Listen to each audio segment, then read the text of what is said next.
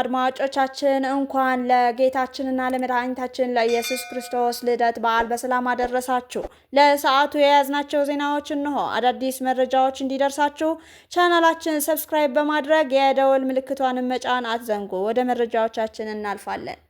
ላሊበላ ታላቅ ነበርን ስንል ህያው ምስክራችን ነው። አቶ ስለሺ ግርማ የላሊበላ ውቅር አብያተ ክርስቲያናት ታላቅ ነበርን ስንል ህያው ምስክሮቻችን፣ ታላቅም እንሆናለን ስንል የቁጭትና የይቻላል መንፈስ ምንጮቻችን ናቸው ሲሉ የቱሪዝም ሚኒስትር ዴኤታ ስለሺ ግርማ ገለጹ። የጌታችን መድኃኒታችን ኢየሱስ ክርስቶስ የልደት በዓል ገና በርካታ ምዕመናንን የውጭና የሀገር ውስጥ ታዳሚዎች በተገኙበት በላሊበላ ከተማ በድምቀት ተከብረዋል። በዚህ ወቅት የቱሪዝም ሚኒስቴር ዴኤታ አቶ ስለሺ ግርማ የጌታችንና መድኃኒታችን ኢየሱስ ክርስቶስ የልደት በዓል በታላቅ ድምቀት የሚከበር ሃይማኖታዊ በዓል መሆኑን ገልጸዋል። ኢትዮጵያ በቱሪዝም ኢንዱስትሪ ሁሉን አቀፍ ባህላዊ፣ ታሪካዊና ተፈጥሯዊ ሀብቶች ያሏት መሆኗንም ተናግረዋል።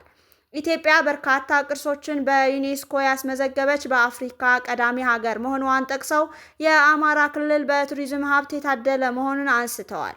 የቅዱስ ላሊበላ ውቅር አብያተ ክርስቲያናት የዓለም ሕዝብ በስስት የሚጎበኛቸው ዩኔስኮ ድንቅነታቸውን የመሰከረላቸው ቅርሶች ናቸው ብለዋል። ኢትዮጵያ ለዓለም ካበረከተቻቸው ዘመን አይሽሬ የስልጣኔ ትሩፋቶች መካከል ከቀዳሚዎቹ ተርታ የሚመደቡ ናቸው ነው ያሉት።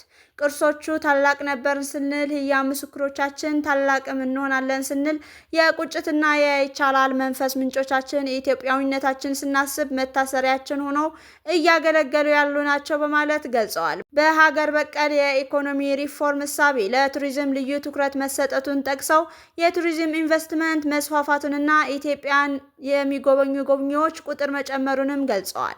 የላሊበላ ውቅር አብያተ ክርስቲያናትን ለመጠገን እየተሰራ መሆኑን ነው የተናገሩት አቶ ስለሺ በዓላትን መጠበቅ፣ ማክበርና ለትውልድ ማስተላለፍ እንደሚገባም አመላክተዋል። የአሜሪካ ማድሩን መያዝ የሶስተኛ ዓለም ጦርነት መጀመሪያ ነው። ዱጊን ይህ ዘመቻ ወደ አዲስ ዓለም አቀፋዊ ግጭት መግባታችንን ይጠቁማል ያሉት ሩሲያዊ ፈላስፋ አሌክሳንደር ዱጊን ዓለም አቀፍ ሕግ የሚባል ነገር የለም ያሉ ሲሆን ሕጉ በታላላቅ ኃይላት መካከል ድል በሚቀዳጁት ወገኖች እንደገና እንደሚጻፍ ገልጸዋል። ዱጊን የዩክሬን ግጭትን ሩሲያ ወደ ታላላቅ ኃይላት ክለብ መድረክ ለመግባት እንደሚያገለግል ቲኬት አድርገው አቅርበውታል።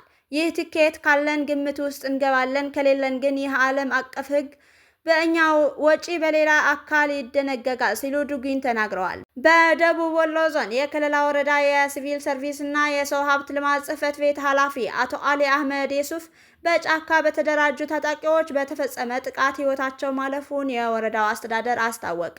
የወረዳው ኮሙኒኬሽን እንዳመለከተው አቶ አሊ አህመድ ህይወታቸው ያለፈው ማክሰኞ ታህሳስ 28 ቀን 2018 ዓ.ም ነው። የወረዳው መስተዳደር ባወጣው መግለጫ ጥቃቱን የፈጸሙት አካላት በአማራ ህዝብ ስም እየማሉ የውጭ ባዕዳንን ሀገር የማፍረስ ተልዕኮ ተቀብለው በየጫካው የተደራጁና የህዝብን ሰላም የሚነሱ አሸባሪ ኃይሎች ሲል የገለጻቸው ታጣቂዎች መሆናቸውን ጠቁሟል። አቶ አሊ አህመድ በ1977 ዓ.ም በከለላ ወረዳ 025 ተልተሌ ቀበሌ የተወለዱ ሲሆን በደሴ መምህራን ትምህርት ኮሌጅ በዲፕሎማ እንዲሁም ከቅድስት ማርያም ኮሌጅ በትምህርት እቅድና አስተዳደር የመጀመሪያ ዲግሪያቸውን አግኝተዋል።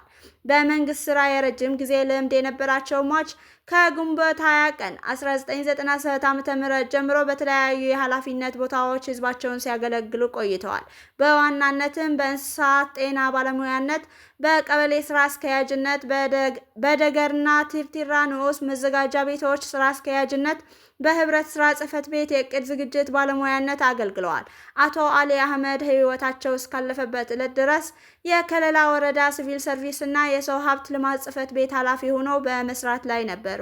የወረዳው አስተዳደር በኃላፊው ሞት የተሰማውን ጥልቅ ሐዘን ገልጾ ለቤተሰቦቻቸው፣ ለወዳጅ ዘመዶቻቸውና ለስራ ባልደረቦቻቸው መጽናናትን ተመኝተዋል። ክቡራን አድማጮቻችን ለሰዓቱ የያዝናቸው አጫጭር ዜናዎች እነዚህ ናቸው። ሌሎች መረጃዎች ይዘን እስከምንመጣ በያላችሁበት ቸር ቆዩ።